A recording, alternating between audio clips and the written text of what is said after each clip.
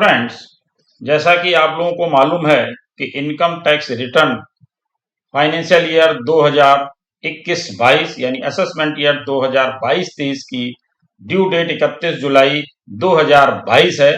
लेकिन अब आज हम लोग आ गए हैं 30 जुलाई 2022 को। अब हमें एक्सटेंशन की बहुत ज्यादा जरूरत है, क्योंकि अभी तक जो रिटर्न फाइलिंग हुई है उसके आधार पर अगर हम देखें तो अभी बहुत कम रिटर्न फाइल हो पाए हैं, और जो रिटर्न फाइल हो भी रहे हैं वो प्रॉपर तरीके से रिटर्न फाइल नहीं हो पा रहे हैं। उनमें बहुत सारी कमियां रह जा रही हैं, जल्दबाजी की वजह से कई गलतियां हो रही हैं।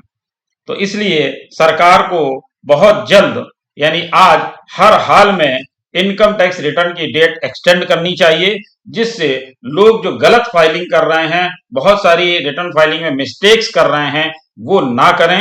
अन्यथा बहुत ज्यादा रिटर्न इस तरीके के फाइल हो जाएंगे जिनमें आगे नोटिसों का सामना लोगों को करना पड़ सकता है। आप लोग कमेंट बॉक्स में मुझे बताइएगा कि क्या आप लोग प्रॉपर रिटर्न फाइल कर पा रहे हैं, सही रिटर्न फाइल कर पा रहे हैं। क्योंकि जो एआईएस रिपोर्ट, टीआईएस रिपोर्ट, 26एएस रिपोर्ट है, वो भी डेली की डेली अपडेट हो रही है, डेली चेंज हो जा रही है। अगर आप लोगों ने पहले से उसको डाउनलोड कर रखा है तो उसकी गलती ना करें, आज उसको नए सिरे से डाउनलोड करके ही उसको चेक करके रिटर्न फाइल करें। पुराने डाउनलोडिंग के आधार पर करेंगे तो आपकी मिस्टेक्स निश्चित तौर पर हो जाएगी, क्योंकि इस समय बहुत सारे लोगों के फोन कॉल्स भी आ रहे हैं और ये मेरे द्वारा खुद भी चेक किया गया है, जिससे पता चलता है कि बहुत सारी मिस्टेक्स हो रही हैं, क्योंकि डेली रूटीन में ये चीजें चेंज होती जा रही हैं, इसलिए मैच और मिसमैच की प्रॉब्लम खड़ी हो रही है।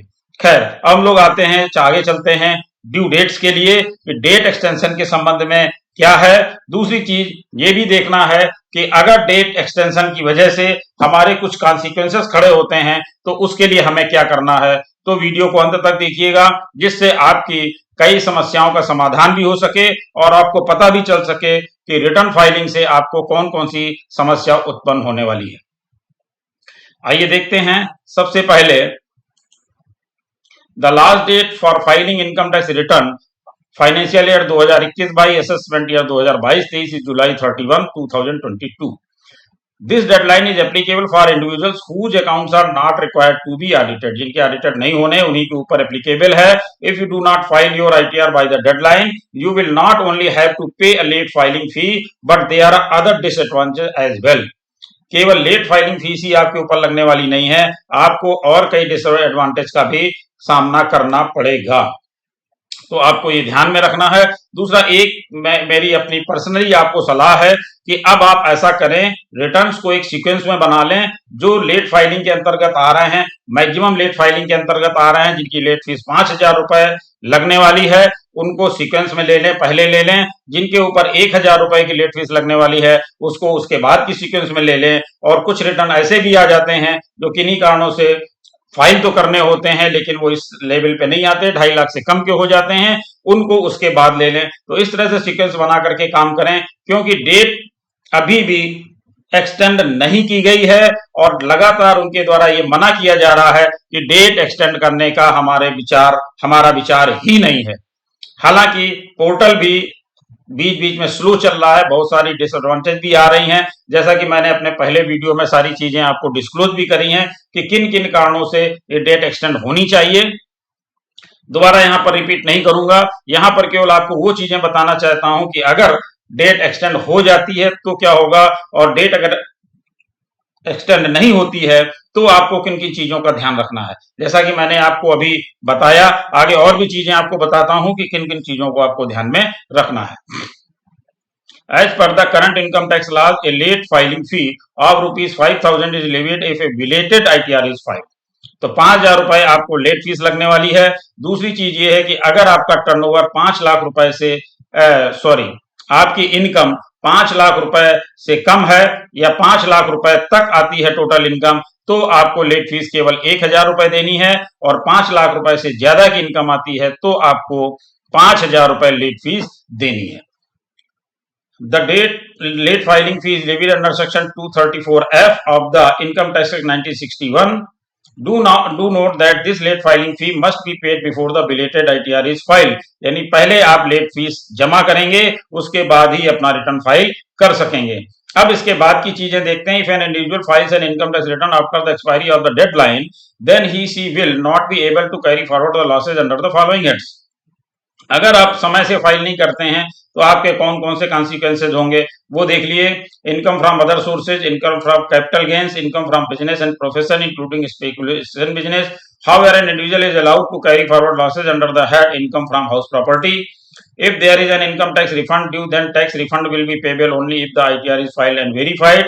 An individual is eligible for interest on income tax refund at the rate of 0.5% per month. However, if an individual files belated ITR to claim an income tax refund, then no interest is payable on the income tax refund. An individual is liable to pay penal interest if there are any tax dues pending at the time of filing belated ITR. Penal interest is levied under section 234A, 234B and 234C depending on the type of tax that is due.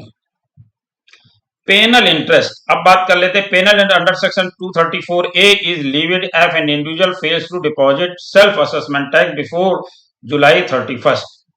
31 जुलाई के पहले अगर आप नहीं जमा करते हैं तो आपको 234A के अंतर्गत।